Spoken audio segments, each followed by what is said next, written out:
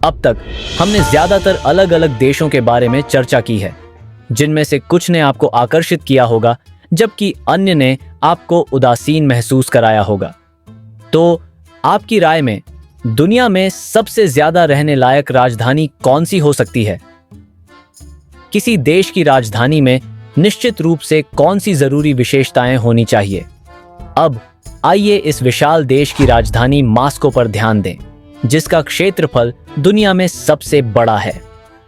रूस एक विशाल देश है जो लगभग 17 मिलियन वर्ग किलोमीटर में फैला हुआ है। इसकी राजधानी मॉस्को पश्चिमी सीमा के पास अपेक्षाकृत समशीतोष्ण क्षेत्र में स्थित है, जो उत्तरी क्षेत्रों के विपरीत है। मॉस्को का सर्दियों का तापमान हल्का होता है, लगभग 20 डिग्री सेल्सियस।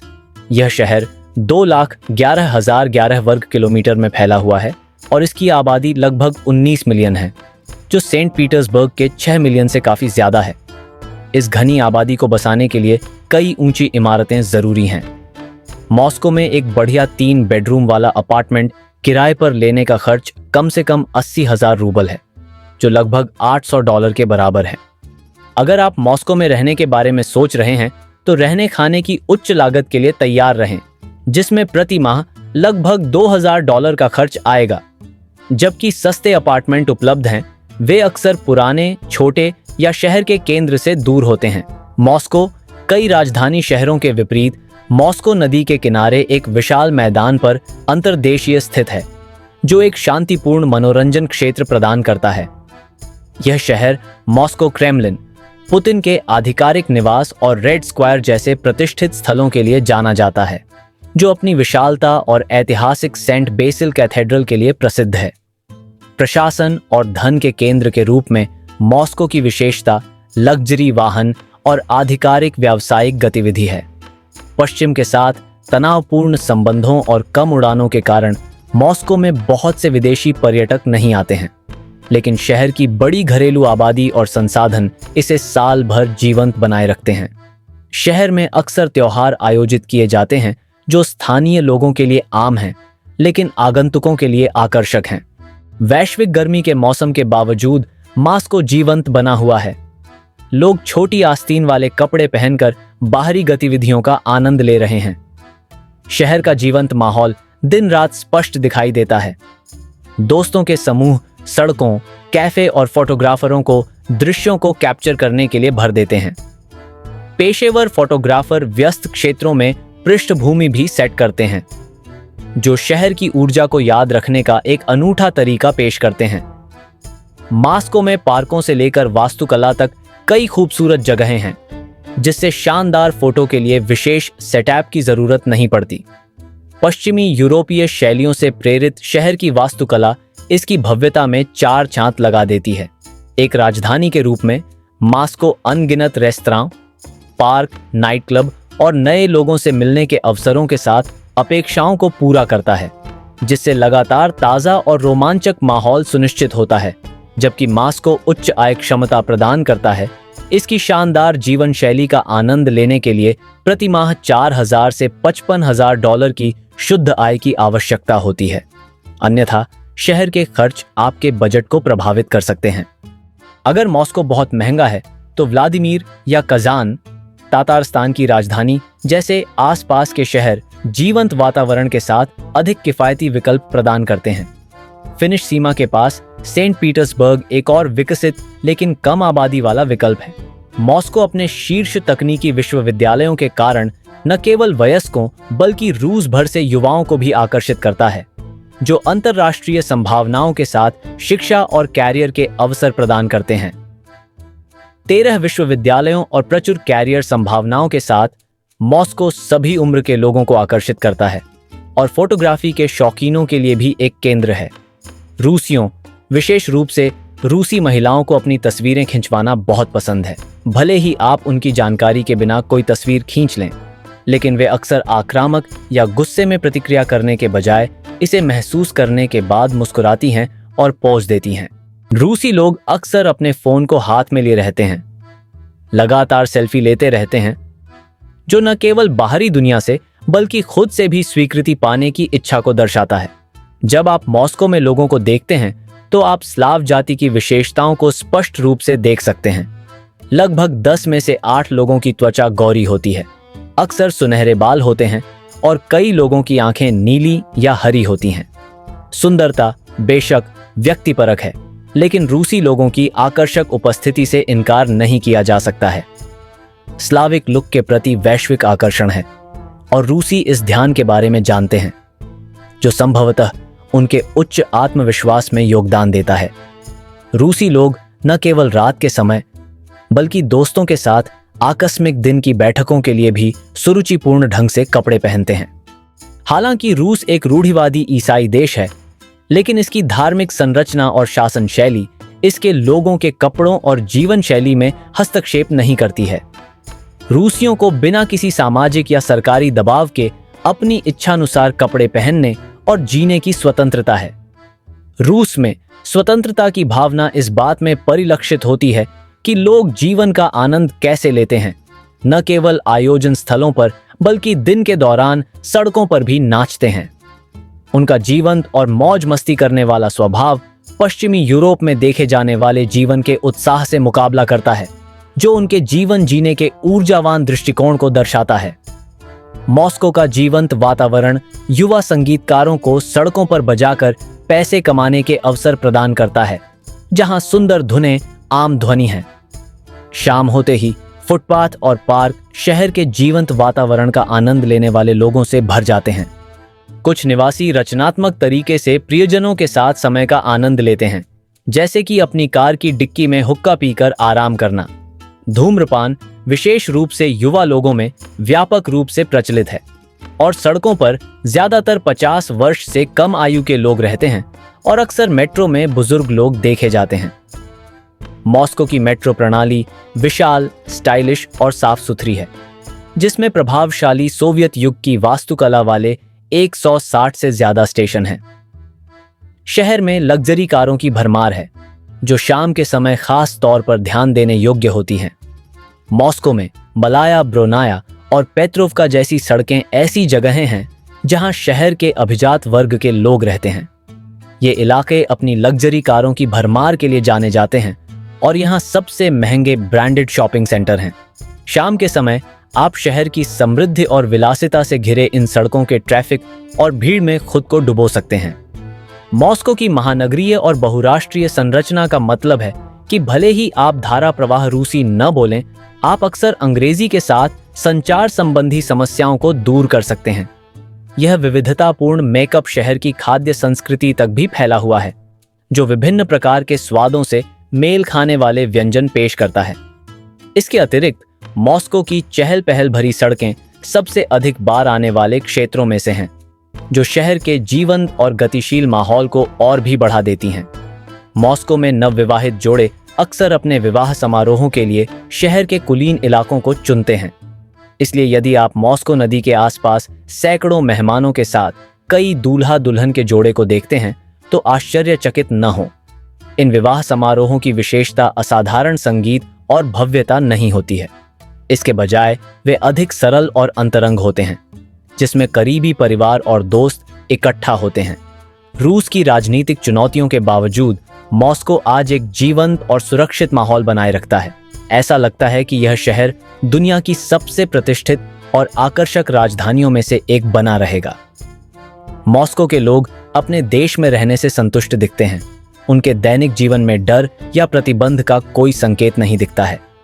कई देशों में राजधानी के साथ साथ एक प्रमुख शहर होता है और रूस में सेंट पीटर्सबर्ग मॉस्को के बाद दूसरा शहर है।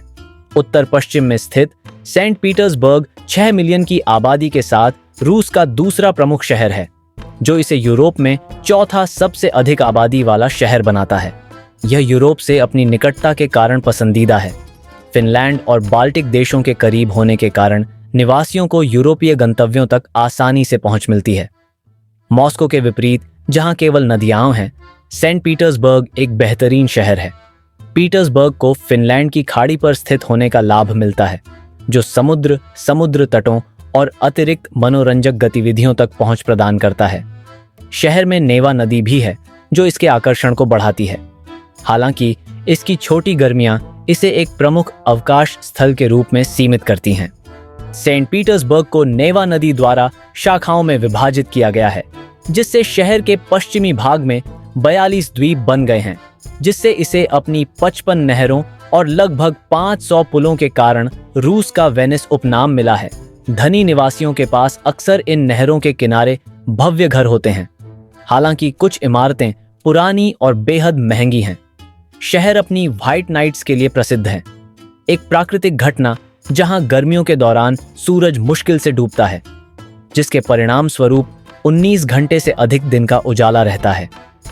यह अनोखी घटना, जो आर्कटिक सर्कल के निकट होने के कारण सेंट पीटर्सबर्ग में सबसे अधिक स्पष्ट है, कई त्योहारों और कार्यक्रमों के साथ मनाई जाती है, जिससे इस समय शहर जीवंत हो जाता है।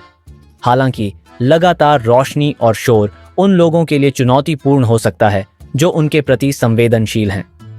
सेंट पीटर्सबर्ग का समृद्ध इतिहास, जिसमें इंपीरियल रूस की राजधानी के रूप में इसके 200 साल और जार पीटर द ग्रेट द्वारा दलदल से इसका परिवर्तन शामिल है, इसके आकर्षण और विशेष स्थिति को बढ़ाता है। सेंट पीटर्सबर्ग का नाम जार पीटर द ग्रेट के दृष्टिकोण को दर्शाता है, जिसमें पीटर का अर्थ जार और बर्ग का अर्थ जर्मन में महल है। वेनिस से प्रेरित होकर पीटर ने नहरों का शहर और यूरोप का प्रवेश द्वार बनाने का लक्ष्य रखा। सेंट पीटर्सबर्ग का एक समृद्ध शैक्षिक इतिहास है, जिसका पहला विश्वविद्यालय 1724 में स्थापित किया गया था, और अब यहाँ 40 से अधिक विश्वविद्यालय हैं, जिनमें प्रसिद्ध सेंट पीटर्सबर्ग स्टेट यूनिवर्सिटी भी शामिल है। द्वितीय विश्व युद्ध के दौरान शहर, जिसे तब लेनिनग्राद कहा जाता था, ने 900 दिनों की घेराबंदी सहन की। सोवियत संघ के पतन के बाद 1991 में इसका नाम बदलकर सेंट पीटर्सबर्ग कर दिया गया। शहर की उल्लेखनीय वास्तुकला, जिसमें सफेद और भूरे रंग शामिल हैं, शाही और सोवियत दोनों युगों की ऐतिहासिक विरासत को प्रदर्शित करती है, जो इसे एक शानदार गंतव्य बनाती है। सेंट पीटर्सबर्ग अपनी सुंदरता और जीवंतता में कई यूरोपीय राजधानियों से प्रतिस्पर्धा करता है और उनसे भी आगे निकल जाता है। शहर का मुख्य मार्ग नेवस्की प्रॉस्पेक्ट बेदाग साफ है और इसकी वास्तुकला की भव्यता को दर्शाता है। ऐतिहासिक और स्थापत्य महत्व से समृद्ध यह शहर सौंदर्य के मामले में मास्को से टक्कर लेता है। सेंट पीटर्सबर्ग लोगों और कारों से भरा हुआ है और इसका जीवंत सामाजिक जीवन मास्को की तरह ही है। सेंट पीटर्सबर्ग में रूसी अपनी सुंदरता को लेकर आश्वस्त हैं, सामाजिकता का आनंद लेते हैं और शायद ही कभी घर पर रहते हैं, जिससे सड़कें और पार्क हमेशा जीवंत रहते हैं। सेंट पीटर्सबर्ग में लोगों के पास हमेशा योजनाएं और शेड्यूल होता है। वे रात के शुरुआती घंटों तक सजते संवरते और मौज मस्ती करते हैं। सड़कें लग्जरी कारों से भर जाती हैं और अमीर रूसी अपनी शानदार गाड़ियों के साथ नाइट लाइफ सीन पर छा जाते हैं। इसके अलावा रूसी दिन रात अपने फोन से चिपके रहते हैं।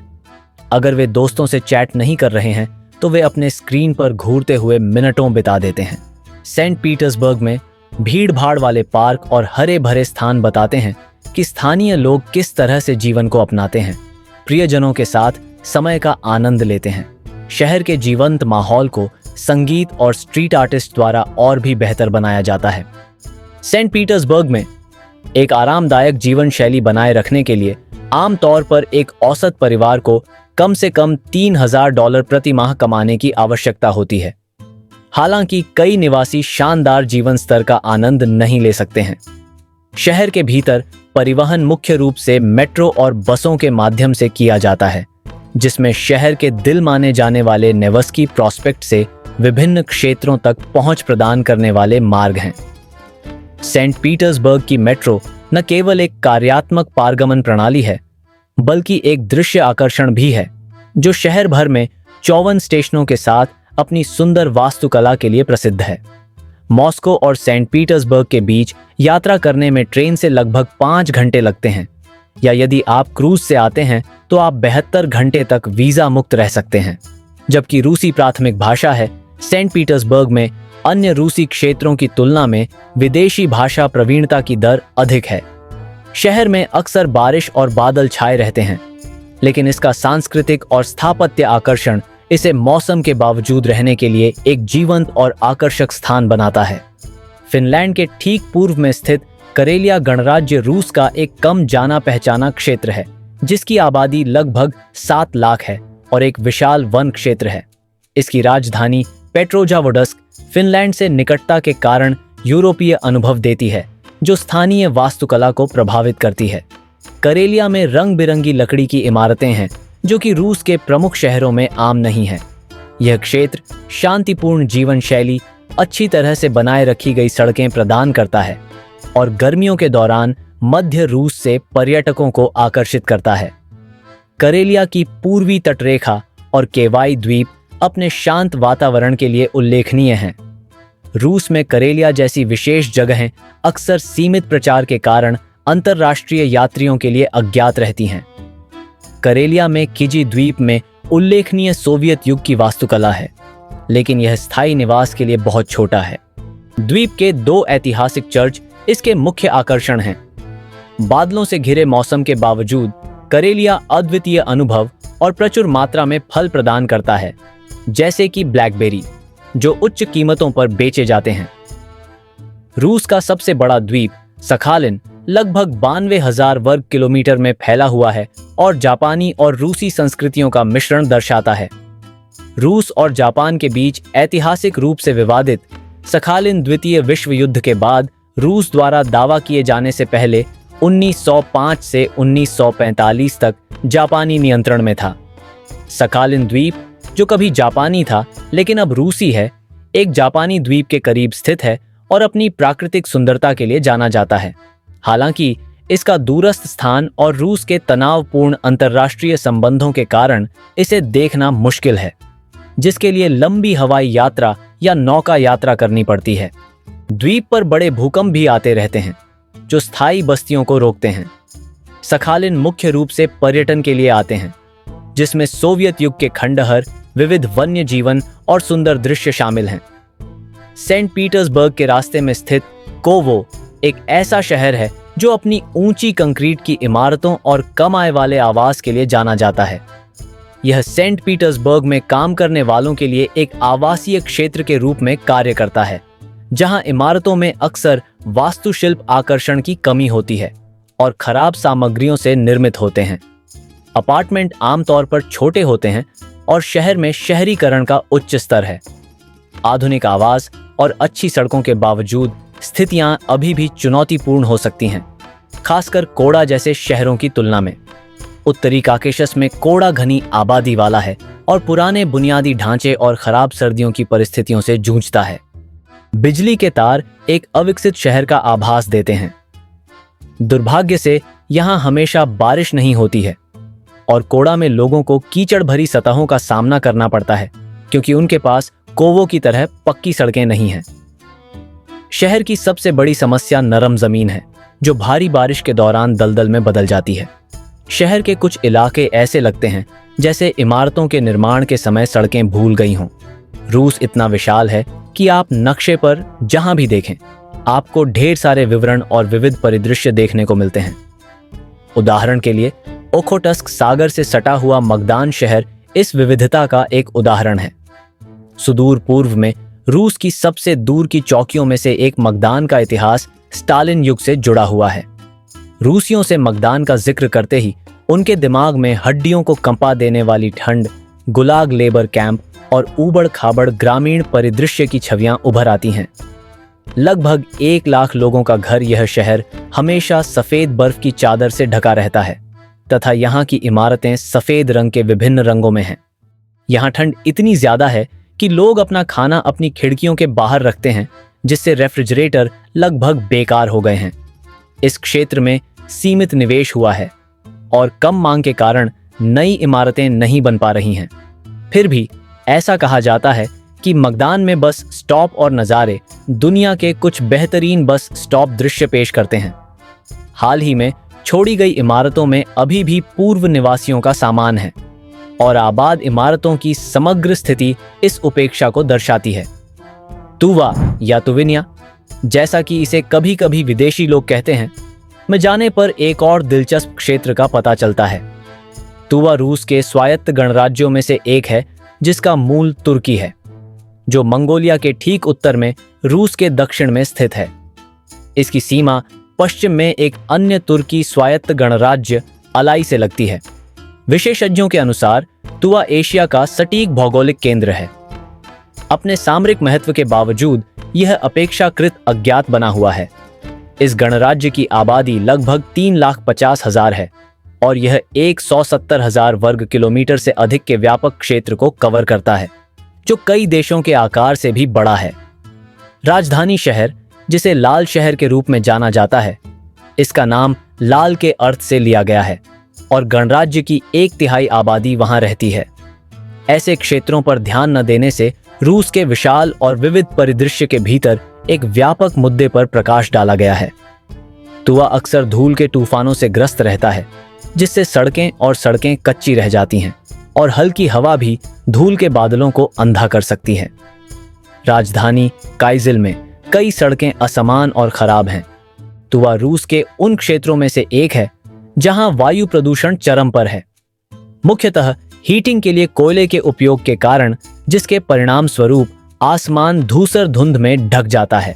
यह क्षेत्र एक अविकसित शहर की आभा बिखेरता है, जहां घर देहाती लकड़ी के कॉटेज जैसे दिखते हैं और ऐसी कारें हैं जो 20 से 25 साल पहले की अवशेष लगती हैं। हालांकि नई इमारतें मौजूद हैं, लेकिन जरूरी नहीं कि वे सबसे अच्छी स्थिति में हों। उदाहरण के लिए, निर्माण मलबे के ऊपर बच्चों का पार्क बनाया गया है, जिससे बच्चों को धूल भरे उपकरणों के साथ खेलने के लिए मजबूर होना पड़ता है। नई इमारतों में अक्सर कमजोर प्रवेश द्वार होते हैं, जो अपार्टमेंट परिसरों से ज्यादा गोदामों जैसे लगते हैं। इन अपार्टमेंट इमारतों के सामने बेघर व्यक्तियों को सोते हुए देखना भी आम बात है और फेंका हुआ कचरा अक्सर देखा जाता है। तुवा में सड़कों के बीच में बिना किसी कूड़ेदान के बैग छोड़े जाना आम बात है और स्थानीय पार्कों में सोवियत युग के खेल के मैदान के उपकरण हैं। ऐसा लगता है कि रूसी सरकार तुवा में भारी निवेश नहीं कर रही है या इस क्षेत्र को पर्याप्त संसाधन आवंटित नहीं कर रही है। इस क्षेत्र की समस्याएं प्रदूषण से परे हैं। बेरोजगारी एक महत्वपूर्ण मुद्दा है। उच्च बेरोजगारी दरों के कारण अपराध में वृद्धि हुई है। तुवा, जिसकी आबादी लगभग 35,000 है, में हर साल लगभग 8,500 अपराध होते हैं। आधिकारिक बेरोजगारी दर 12% है, लेकिन स्थानीय लोगों का दावा है कि यह 25% से अधिक है। बेरोजगारी और कम वेतन दोनों ही लोगों को अवैध गतिविधियों की ओर धकेलते हैं। जो लोग नौकरी पाने के लिए भाग्यशाली हैं, वे आमतौर पर लगभग $400 का औसत मासिक वेतन कमाते हैं। तो गणराज्य में हर कोई शहरों में नहीं रहता है। आबादी का 1/4 हिस्सा अपने पूर्वजों से चली आ रही खानाबदोश जीवन शैली को जारी रखता है। विशाल मैदानों में रहता है, जहां वे आधुनिक प्रभावों से मुक्त होकर अपने स्वयं के संगीत, विश्वास और भाषाओं का अभ्यास करते हैं। अपने मैदानी आवासों में भी तुवा के निवासियों को महत्वपूर्ण चुनौतियों का सामना करना पड़ता है, जिसमें कचरा प्रदूषण का खतरनाक स्तर और आमतौर पर अस्वस्थ वातावरण शामिल है। ऐसा प्रतीत होता है कि शहरों से निकलने वाले कचरे का निपटान इन दूर दराज के इलाकों में किया जा रहा है, जहां कोई निर्दिष्ट कचरा संग्रह क्षेत्र नहीं है। मैदानों में रहने वाले लोग छोटे और बड़े पैमाने पर पशुपालन करते हैं। अपने पशुओं से उत्पादित दूध को तुवा के लोगों को बेचते हैं। दिलचस्प बात यह है कि वे सूअर भी पालते हैं, जो मांस और दूध दोनों के स्रोत के रूप में काम करते हैं। शहरी आबादी के विपरीत तुवा के खानाबदोश इस्लाम के बजाय प्राचीन शैमनवादी मान्यताओं का पालन करते हैं और इस प्रकार सूअर पालने से उन्हें कोई परहेज नहीं है। यह रूस के विशाल और विविध परिदृश्य का सिर्फ एक उदाहरण है, जिसमें कई अनदेखे और अनोखे क्षेत्र हैं।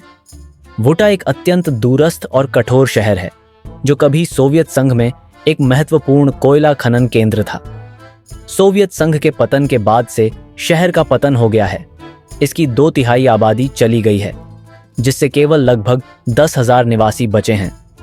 वुटा एक विशाल क्षेत्र को कवर करता है, जो अपने कम जनसंख्या घनत्व के कारण इसे भूतहा शहर जैसा महसूस कराता है। चुनौतीपूर्ण जलवायु और रूस के तनावपूर्ण वैश्विक संबंधों के कारण आज वुटा में जाना या रहना मुश्किल है। इन छोटी बस्तियों में रूसी सरकार के निवेश की कमी के कारण उनकी धीरे धीरे उपेक्षा हुई है। आज वुटा में अस्पताल, विश्वविद्यालय या प्रमुख सुपरमार्केट जैसी बुनियादी सुविधाओं का अभाव है। शहर तक जाने के लिए कोई उचित राजमार्ग नहीं है। बाहरी दुनिया से जुड़ने का एकमात्र तरीका एक ट्रेन ट्रैक है, जिसे सोवियत युग के गुलाग श्रम शिविरों के कैदियों द्वारा बनाया गया था। रेलवे बनने से पहले कैदी वुटा पहुंचने के लिए नावों में नदियों को पार करते थे। आज मॉस्को से वुटा तक यात्रा करने के लिए 45 घंटे की थकाऊ ट्रेन यात्रा या लगभग 2 दिन बिना रुके यात्रा करनी पड़ती है। शहर में एक हवाई अड्डा भी है, लेकिन खराब और निराशाजनक मौसम की स्थिति हवाई अड्डे के लिए नियमित सेवाएं प्रदान करना मुश्किल बनाती है और इस दूरस्थ स्थान के लिए उड़ानों की बहुत कम मांग है। वुटा में वर्तमान परिस्थितियों की जांच करने से पहले इसके हाल के इतिहास पर विचार करना महत्वपूर्ण है, क्योंकि यह शहर कभी एक महत्वपूर्ण स्थान था। सोवियत संघ के दौर में वुटा कुख्यात गुलाग जेलों में से एक था, जिसे व्लादिमीर लेनिन के तहत स्थापित किया गया था और 1930 के दशक से 1950 के दशक तक जोसेफ स्टालिन के शासन में इसे और भी मजबूत किया गया।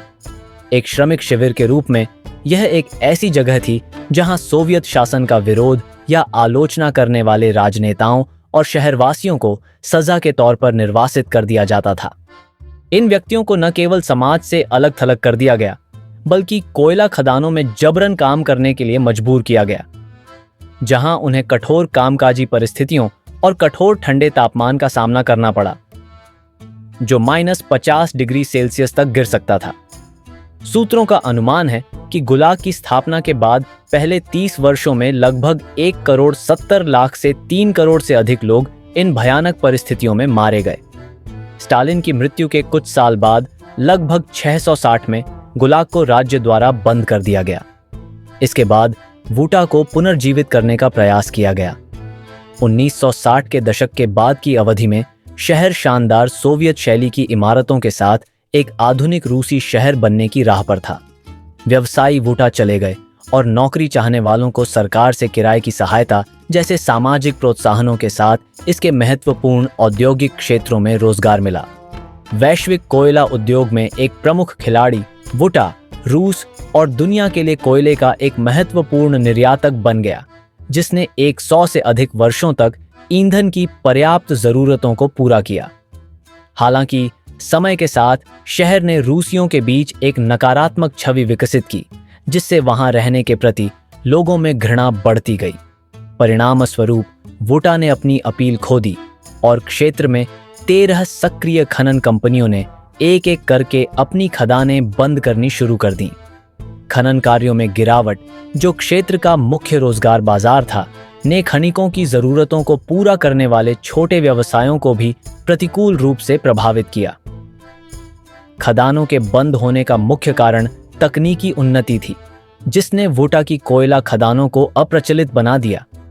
जबकि कोयला अतीत में हीटिंग और मशीनरी के लिए ईंधन का एक महत्वपूर्ण स्रोत था, प्रौद्योगिकी में बदलाव ने खदानों को कम मूल्यवान बना दिया और अंततः उनका पतन हो गया। आधुनिक तकनीकी युग के दौरान कतर और कुवैत जैसे स्थानों में प्राकृतिक गैस और तेल क्षेत्रों की खोज ने कोयले के महत्व को बहुत कम कर दिया। देशों ने कोयले से चलने वाली पुरानी मशीनों पर निर्भर रहने के बजाय तेल संसाधनों द्वारा संचालित तकनीक पर अपना ध्यान केंद्रित किया। परिणाम स्वरूप वुटा गुलाग युग से अपनी नकारात्मक छवि को दूर करने में असमर्थ एक आधुनिक विकसित शहर में तब्दील होने में विफल रहा। आज शहर में अभी भी सोवियत युग के अवशेष हैं, जिसमें सोवियत नेताओं की मूर्तियां और उस समय की इमारतें हैं। ऊपर से देखने पर वुटा एक निराशाजनक तस्वीर पेश करता है, जिसमें कोई नया निर्माण या गतिविधि नहीं है। शहर अपने फीके रंगों और भूतिया माहौल के साथ एक हॉरर मूवी सेट जैसा दिखता है। हालांकि कई इमारतें बरकरार और सुंदर हैं, लेकिन सीमित परिवहन विकल्पों ने रूस की बेघर आबादी को भी वहां बसने से रोक दिया है। वर्तमान में इस क्षेत्र में केवल 4 कोयला खदानें ही चालू हैं, तथा कुछ लोग मुख्य रूप से इन खदानों में काम करते हैं। खनन कंपनियां अपनी इमारतों को अन्य परित्यक्त इमारतों से अलग करने के लिए उन पर रंग रोगन करती हैं, तथा इन इमारतों के आसपास कारों की मौजूदगी जीवन के कुछ छोटे छोटे संकेत देती है। परित्यक्त इमारतों के अंदरूनी हिस्से सावधानी पूर्वक तैयार किए गए फिल्म सेट या वीडियो गेम के माहौल से मिलते जुलते हैं।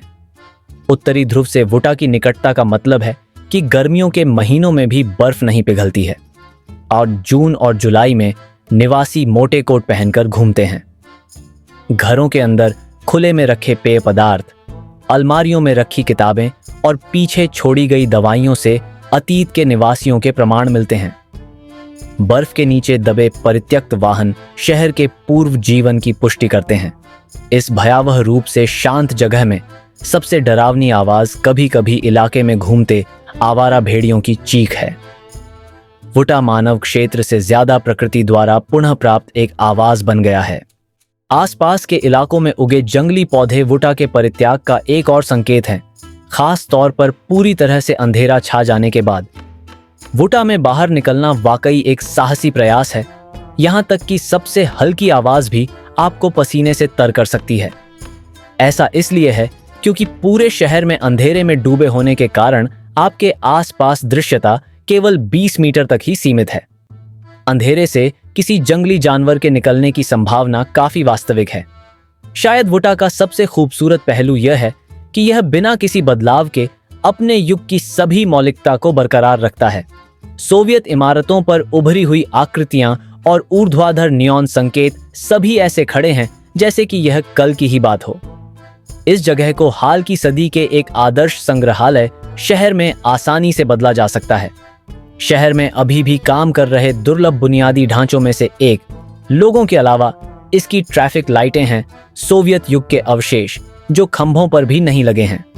इसी तरह बस स्टॉप एक बीते युग की याद दिलाते हैं। आधुनिकता से दूर वुटा में बस स्टॉप की तुलना कचरा कंटेनरों से की जा सकती है। इस परित्यक्त शहर में सक्रिय बस परिवहन की उपस्थिति अपने आप में एक विशेषाधिकार की तरह लगती है। इस क्षेत्र में कोई अच्छे अस्पताल या विश्वविद्यालय नहीं है, इसलिए यदि निवासी अचानक बीमारियों से पीड़ित होते हैं तो वुटा में समाधान खोजना असंभव प्रतीत होता है। इसके अतिरिक्त हालांकि जिन अपार्टमेंट इमारतों में लोग रहते हैं उनमें हीटिंग सिस्टम काम कर रहे हैं, लेकिन इमारत में परित्यक्त इकाइयों से पाइप जमे हुए हैं जिससे गर्म पानी या गर्मी कब्जे वाली इकाइयों तक नहीं पहुंच पाती है। शहर के चारों ओर वाहन चलते हैं, लेकिन वे यहाँ ट्रेनों द्वारा पहुंचाए जाने वाले वाहनों तक ही सीमित हैं, जिसका अर्थ है कि वे केवल वुटा के भीतर ही चलते हैं। निवासियों के लिए भोजन और दवा की आपूर्ति भी इन ट्रेनों के माध्यम से पहुंचाई जाती है। शहर के निवासी आमतौर पर 50 वर्ष या उससे अधिक आयु के होते हैं, जो अक्सर असहाय और गरीब होते हैं। युवा लोग जो वयस्क हो जाते हैं वे नहीं रहते हैं, वे बेहतर अवसरों की तलाश में चले जाते हैं।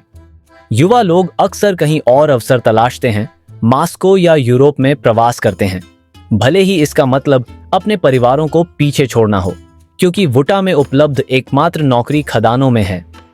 इन खदानों में होने वाली लगातार दुर्घटनाएं उन्हें दूसरे शहरों में बेहतर संभावनाओं की तलाश करने के लिए मजबूर करती हैं।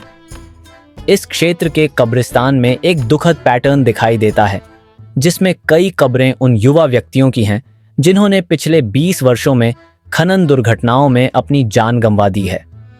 ये मौतें 4 सक्रिय खदानों में विभिन्न खतरों से जुड़ी हैं, जिनमें विस्फोट, मीथेन गैस रिसाव, गिरती चट्टानें और ऊंचाई से गिरना शामिल हैं, जैसा कि खुले स्रोतों द्वारा बताया गया है।